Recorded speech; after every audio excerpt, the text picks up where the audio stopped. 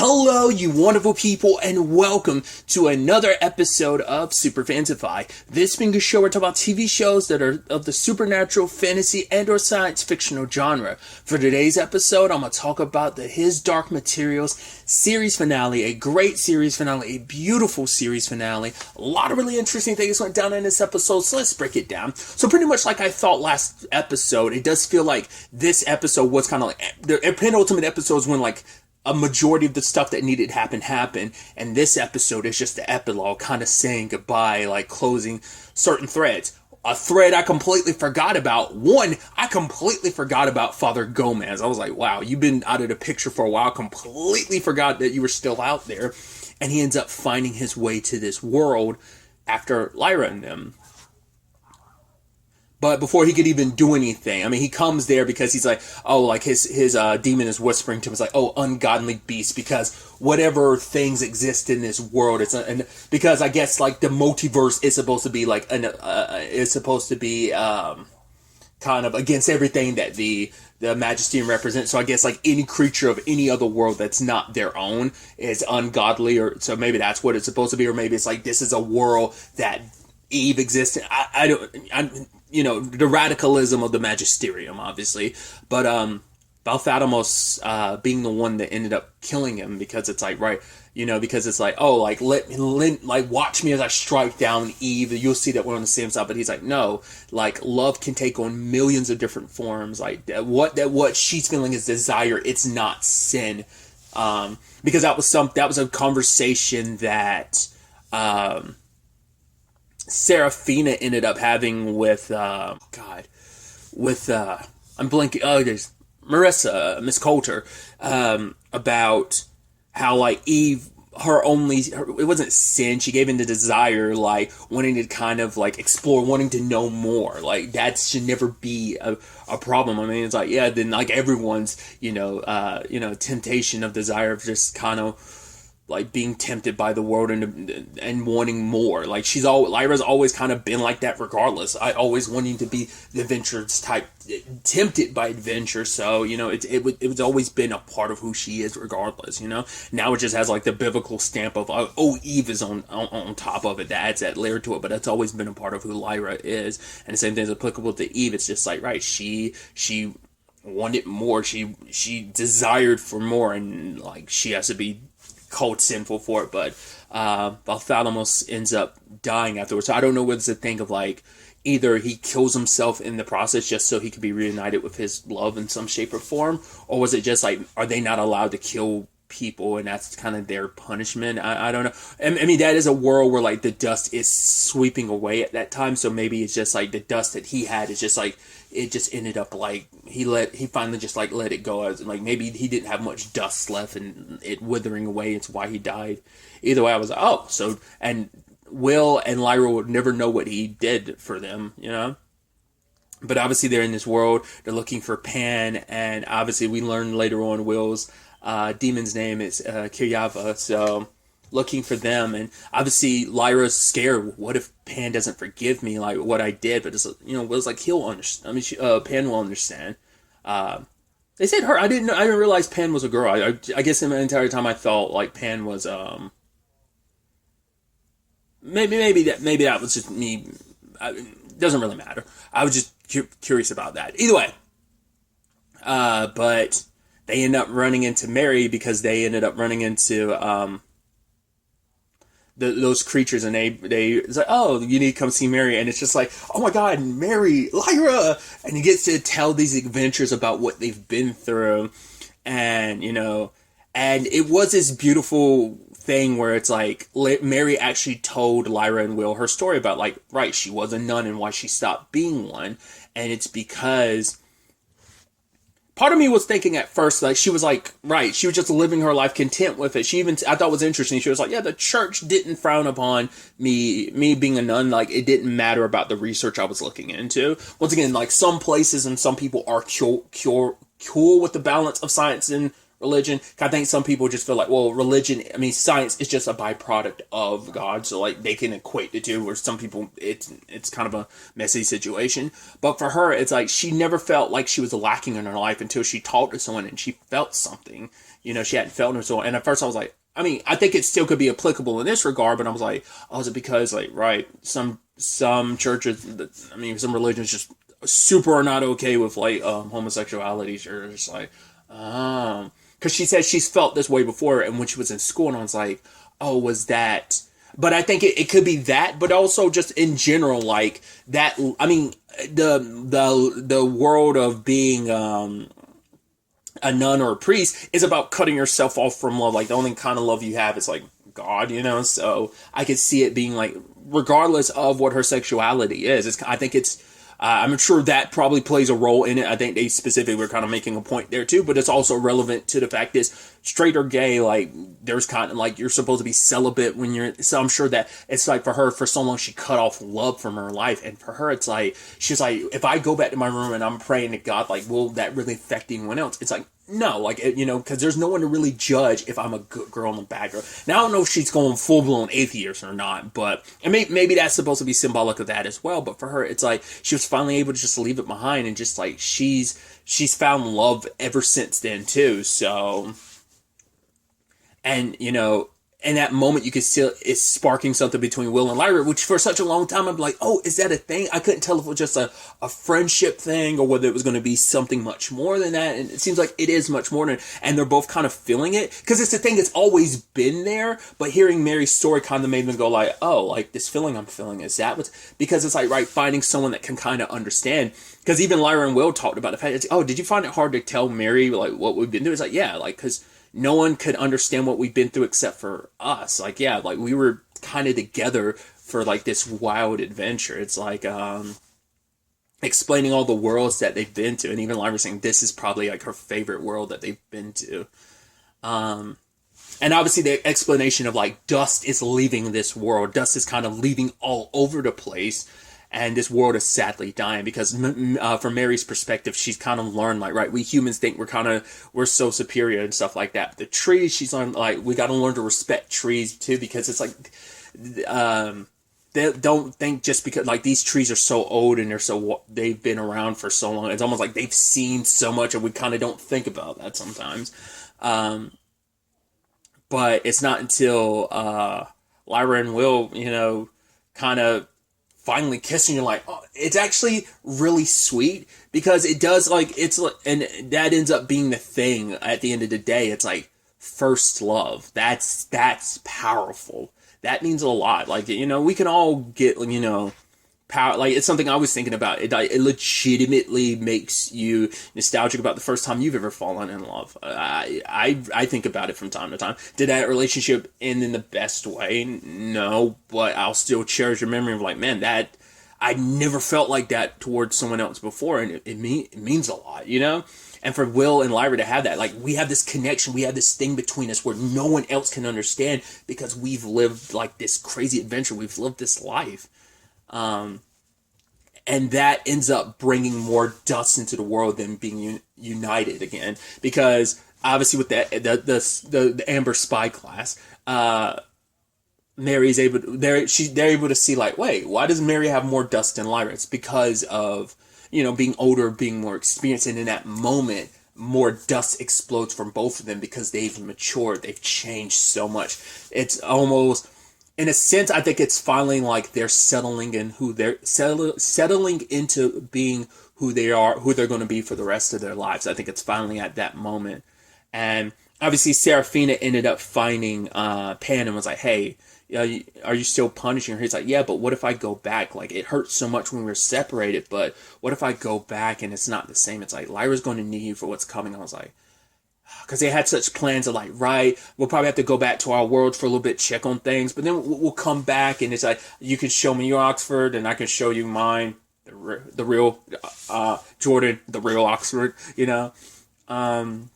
But but then they get the sad news that they can't be together. You're just like, geez, this love that's kind of always been there. It's not until now that they discovered it, and now they're having to be ripped apart from each other. It's like, we've been through so much together, we've been separated, and we found a way to each other again, so it's gonna be fine. But it's like, no, it's kind of, because I figured that's what they were setting up, especially when Will's dad was like, you have to go back to your world. But then that last episode was like, well, maybe they could just, pop back in their worlds for a little bit, and then they could meet up again, go on adventures. But they can't. This has to be the end, because every time the knife is used to cut open the veils between the worlds, it's letting dust through, and it's also bringing in darkness. That's what specters are. Specters are the darkness. I guess, like, you could almost think of them as almost, they're a manifestation of the worlds being unaligned, I mean, you can make Kingdom Hearts references here. They're almost like they tear down the walls between the worlds. Well, Heartless kind of did that, but nobody's did that. But at least in this case, they are a byproduct of the walls being torn down. And Will has closed every window he's ever opened, but there have been so many other knife bearers over the years who didn't, So there are plenty of windows across multiple worlds. And I was like, oh, we're going to have to go around. But it's like, no, every time he continues to use the knife, it's an issue too. Plus, I didn't even think about it. I was like, right, there's the massive one that Azrael made when he killed George. I said Roger. Like, whatever reason, like, every time I think of Roger, like, for so long, I always thought his name was George until I rewatched the show. I was like, why did I think his name was George? It's Roger. Jeez. I don't know why. Either way. Tangents and all that aside, and it's because, especially when Lyra made that remark of, it was like, right, I'm going to be alone in this world, because she's like, right, I know my mom's going, and now she's like, I get this feeling like my dad's going too. And for her, it's like trying to understand, like, who they are, why they did the terrible things that they did, And I think that's the even sadder thing is, like, Lyra will go her entire life never really having those answers. We as the audience will. Like, yes, Azrael and Marissa made their mistakes. They had their complications, but that love, it's an interesting and complicated thing that there was so much tied to, it's to make her way in the world, to live her life. Marissa had to bury those feelings. And once again, she didn't think about Lyra at all. She didn't feel guilty about things until the whole aspect of separating demons from their humans started coming up, and she was knowing that they were using children. That's when, and I think that speaks volumes that those mother instincts kicked in when she thought, like, right, my child's out there, maybe she's fine. This is an instance where I know she might not be fine. And so she'll never really fully get those answers. Like I said, we got some to some extent, and I think that makes it even more impactful that Lyra didn't have those final moments with her parents, because we as the audience have those answers, and you're just like, it's such a shame that, and they're not around to explain things to Lyra, but at the very least, and I don't know if she'll ever know, and maybe Serafina can tell her that the great sacrifice her mom and dad made for, like, this war for her sake, that she was the main motivation behind why they did what they did, And so now it's a situation of, now they were going to have each other at the very least. They wouldn't have to be alone in the worlds, but now they had to be separated. And for them, it's just not fair.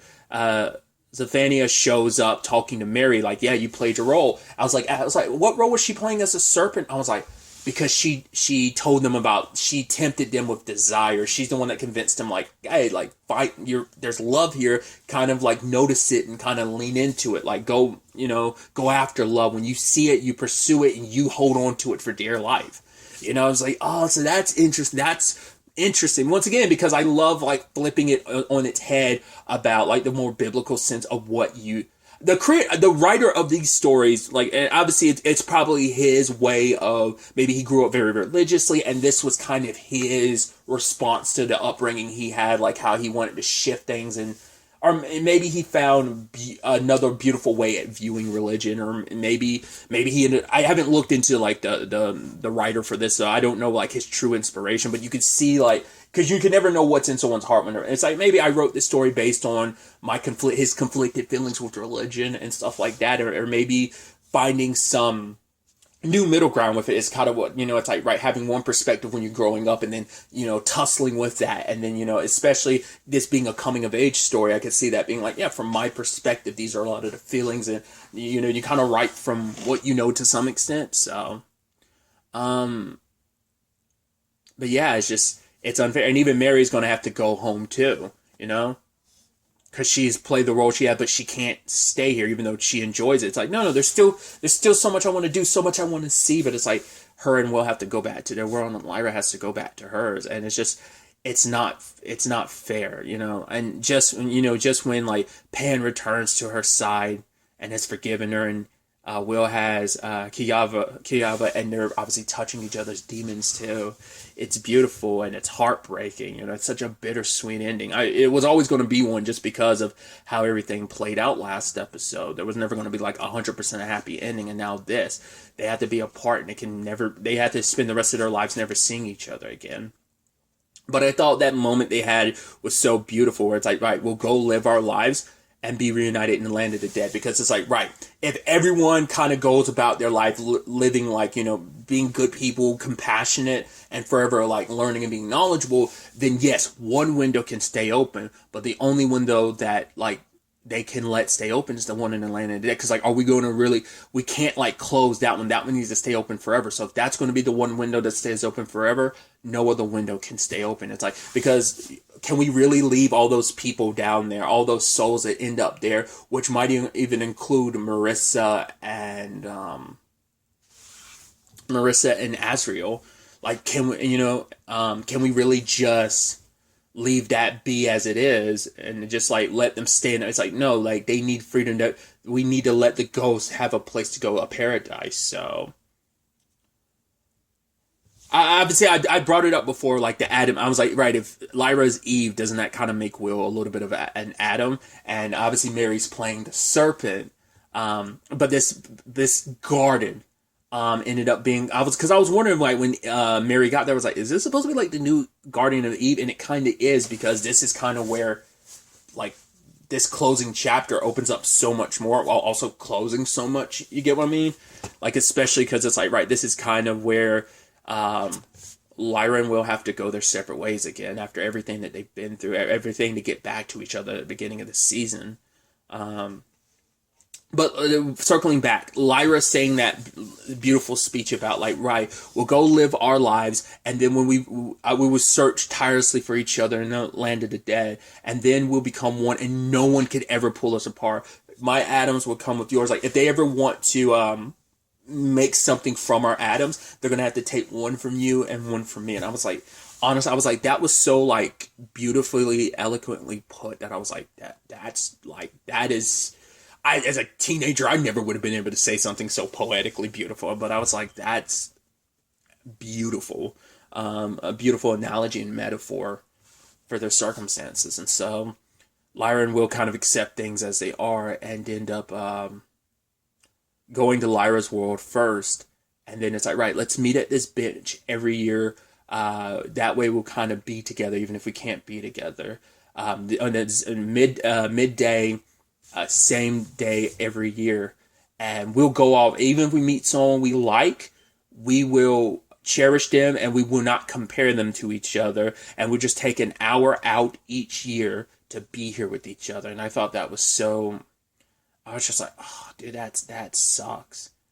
And so Mary also gets to see her demon. It's like, right, you do the same thing that you did with the like what Lyra does with the alethiometer, or you did to talk to Zephania through your cave, to interact with dust in your cave, as she sees her demon, which is in the form of a little bird, which I didn't talk about either. Pan settled on their form. I even love that her and Will and Lyra had that thing about like, he's like, yeah, but what if mine turns into like a slug or mosquito? And it's like, she's like, well, I know someone who's turned into a dolphin, but they were a sailor, so it all went. He's like, imagine me and my walking around my Oxford with a dolphin in hand. So I thought that was really sweet. But going to Lyra's world first, and then going to Will's world, and him being like, I'm gonna have to break the knife the moment I cross over, like the moment I close this window, because if I don't, I'm tempted to come back to you. So they kiss one final time, close the window,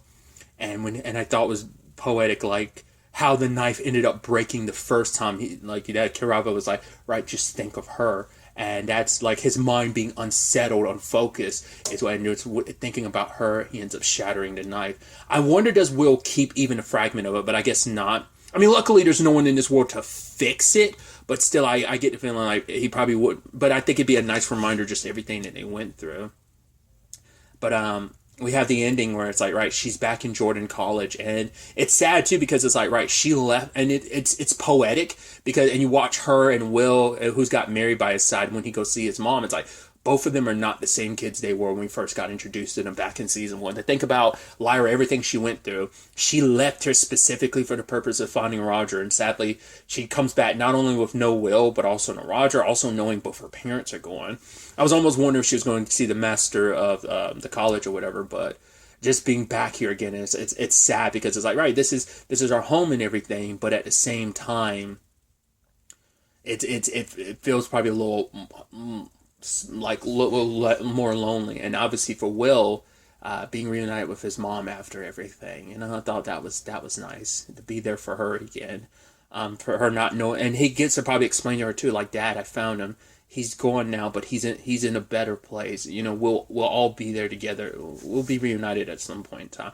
I think his mom can have some solace in that. But the angels, now that the knife is gone, they end up using their energy to fill every window. So the one that Boreal used time and time again, they get from his world to Will's world, to, back and forth. The one that was in that led to Sitagaza, that one's closed. The one that Azrael opened is closed. Those are just obviously the ones we're aware of that were still open.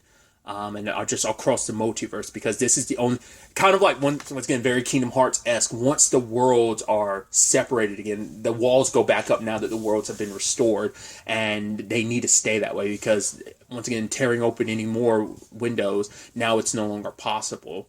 Because if it happens again, like there's going to be so much darkness and that's able to seep through and dust. So it's like the worlds have to stay separated. They have to be unique once again, And Will and Lyra being the only, I mean, other people are aware too, but like for Lyra and Will being the ones who have the knowledge of like, yeah, there are other worlds out there. So, and she has Seraphina, who's like, right, she'll always be saying that she'll be there for Lyra, saying that she'll be a sister to her. And at least Will has at least Mary. Like, obviously, it's still not the same thing as having Lyra, but at least he has someone that's aware of everything else out there. And obviously, Mary, her world having been open, like, she's seen so much, and what that means for her research going forward is going to be fascinating. But we see, time skips of, like, year after year, Will and Lyra meeting. I was almost curious, like, whether they were going to do, whether they're going to, like, age them up a little bit, or, like, would they get, like, different actors to play them just for the scenes? But it's like, no, they aged them up a couple years. And then, like, probably, like, maybe 3 or 4 years is all we got to see is them meeting up over and over again. But we never know. Like, maybe that's them even older than what we think they are. But,